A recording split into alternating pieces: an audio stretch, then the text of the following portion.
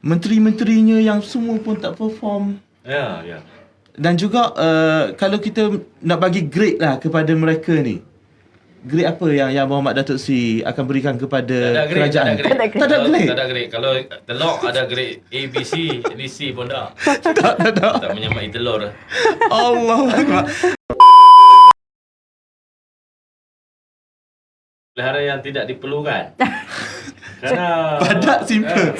pelihara yang tidak diperlukan. Kalau saya tahu dalam PRU ke-15 PAS menang 27,000 undi. Ya.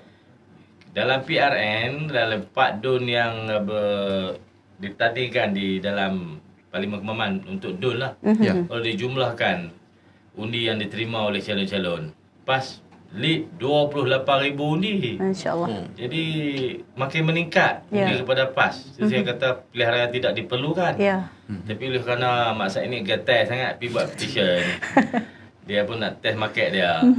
Market yang makin kalau orang Kedah makin meloreh. Makin meloreh turun ke bawah. Jadi mungkinlah kerana dalam tradisi UMNO ni adalah pilihan raya adalah medan untuk mencari habuan. Ya. Jadi habuan kepada cawangan, habuan kepada pimpinan di peringkat bawahan, habuan untuk pimpinan datang mencurahkan kewangan. Jadi mereka gunakan strategi inilah untuk menarik peruntukan daripada berbagai sudut. Berbagai sudut lah. Cakap di beberapa tempat yang menghadapi pelihara kecil, dalam keadaan negara menghadapi begitu banyak masalah. Masalah-masalah asas, bukan masalah sampingan, masalah asas, makanan, taraf hidup, kos untuk kos hidup lah, kos hidup. Itu perkara-perkara asas sedang mencengkam rakyat terbanyak.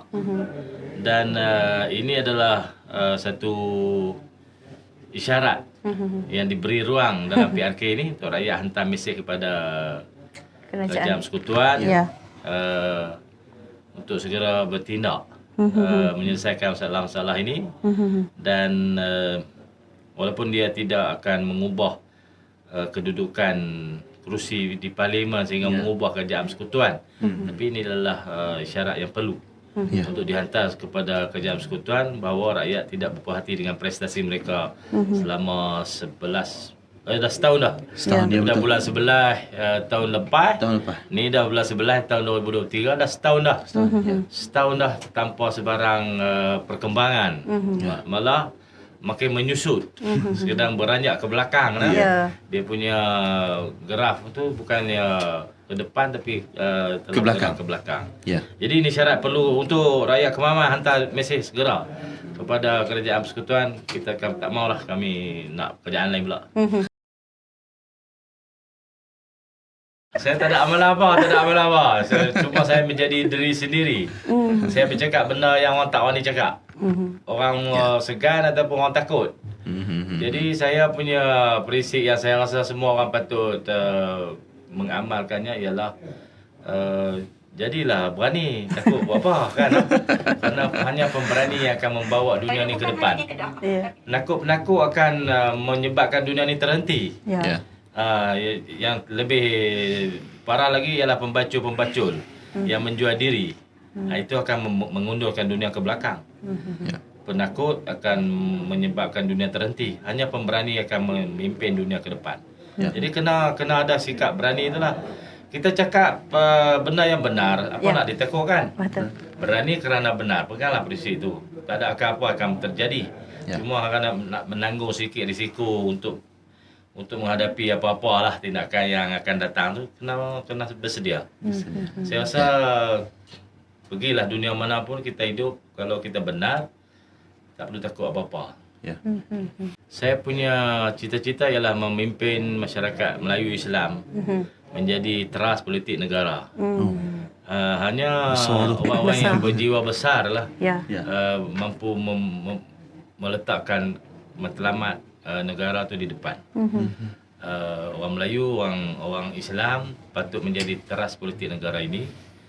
Dia akan letak matlamat yang besar tu di depan.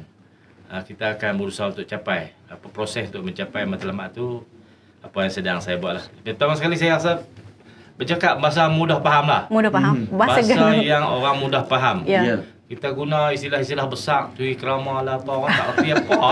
Jadi satu proses orang nak faham tujuan percakapan tu. Ya. Satu lagi nak cari makna perkataan tu. Lagi duk cari dalam proses tu habis masa. Tak ada nak buat apa. Baru duk memahami istilah-istilah. Jadi saya rasa oleh orang yang menjadi apa nama? Terbarut dengan saya tu pasal saya guna istilah yang mudah-mudah. Bahasa yang mudah lah. Yang mudah orang faham. Cakap terus terang. Kan? Orang faham tu lah, orang boleh ikut. Kalau jadi pemimpin, cakap bahasa orang tak faham, susah orang nak ikut. Jadi matlamat kita jadi pemimpin tu gagal. Tapi mesti kita sampai.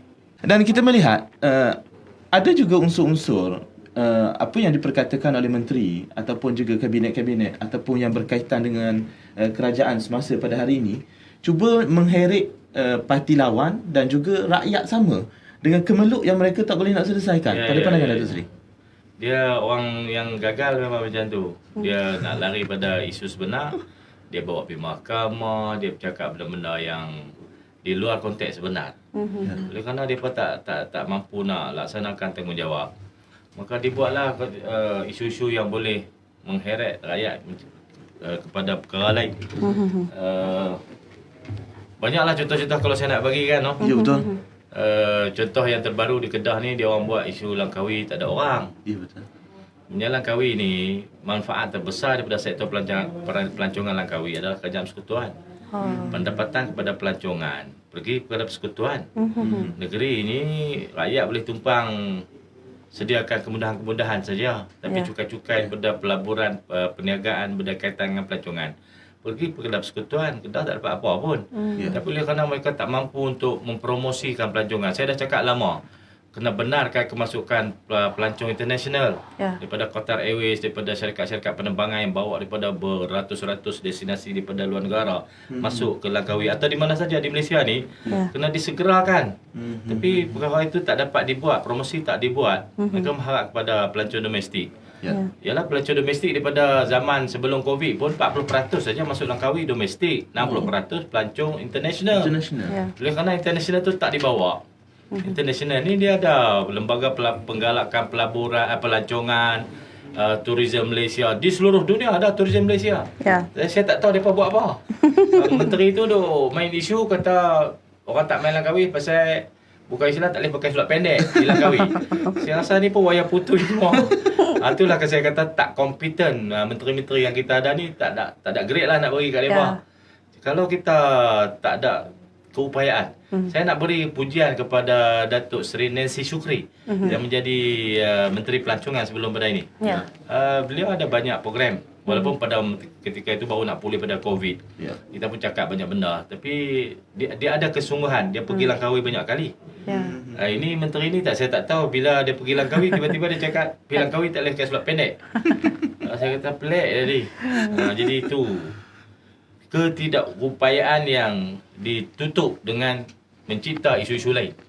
Saya rasa ni kerajaan ni tak akan pergi ke mana-mana. Kalau Tara ni dia sikap. Betul.